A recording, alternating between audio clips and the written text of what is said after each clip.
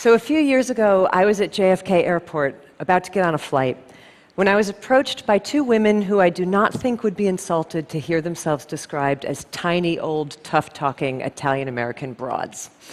The taller one, it's like up here, she comes marching up to me and she goes, "Honey, I gotta ask you something.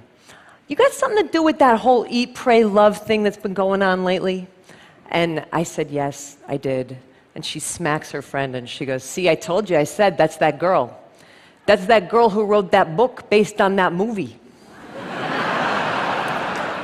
So that's who I am.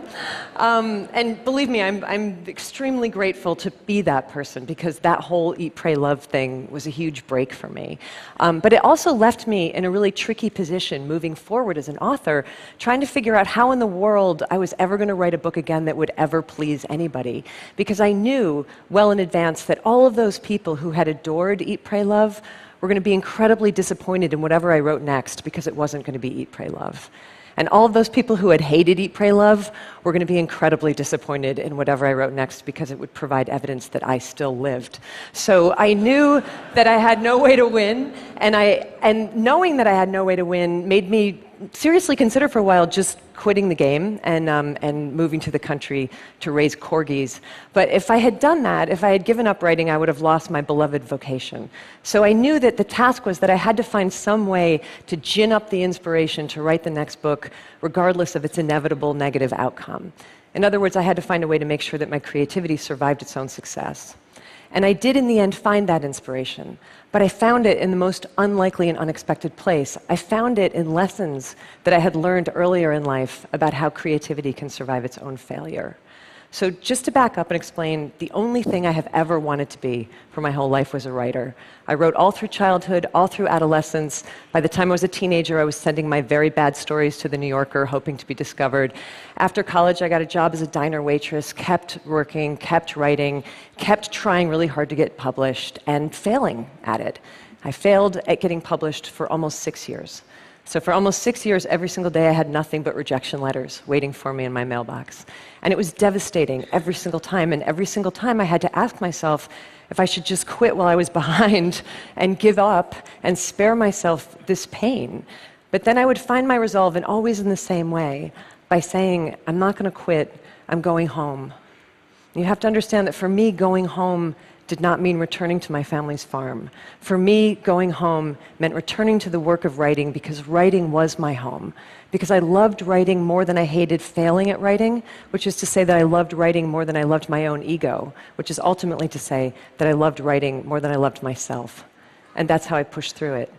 But the weird thing is that 20 years later, during the crazy ride of Eat, Pray, Love, I found myself identifying all over again with that unpublished young diner waitress who I used to be, thinking about her constantly and feeling like I was her again, which made no rational sense whatsoever, because our lives could not have been more different. She had failed constantly. I had succeeded beyond my wildest expectation. We had nothing in common. Why did I suddenly feel like I was her all over again? And it was only when I was trying to unthread that I finally began to comprehend the strange and unlikely psychological connection in our lives between the way we experience great failure and the way we experience great success.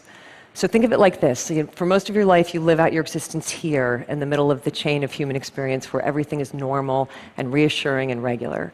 But failure catapults you abruptly way out over here into the blinding darkness of disappointment.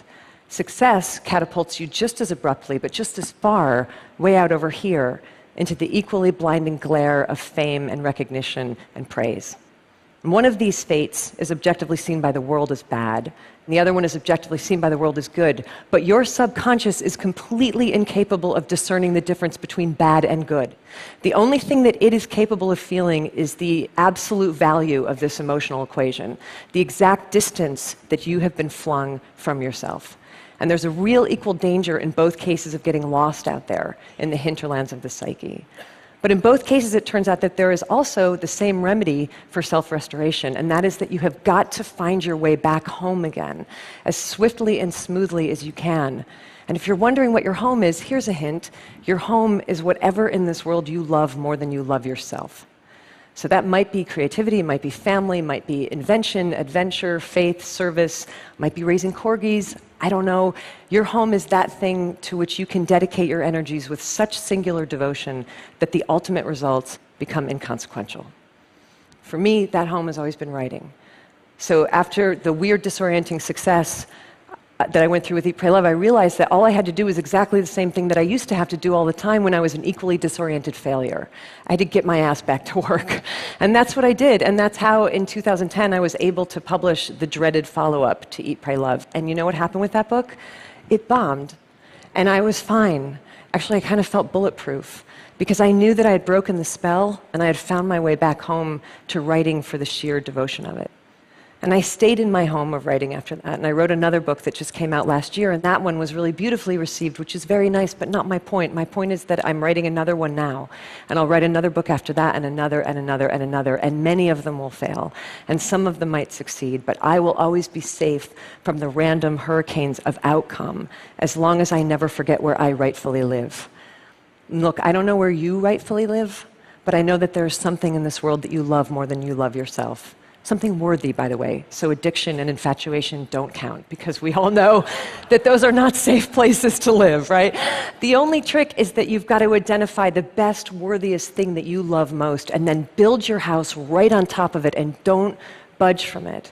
And if you should someday, somehow, get vaulted out of your home by either great failure or great success, then your job is to fight your way back to that home the only way that it has ever been done, by putting your head down and performing with diligence and devotion and respect and reverence whatever the task is that love is calling forth from you next. You just do that and keep doing that again and again and again, and I can absolutely promise you from long personal experience in every direction, I can assure you that it's all going to be okay. Thank you. Thank you.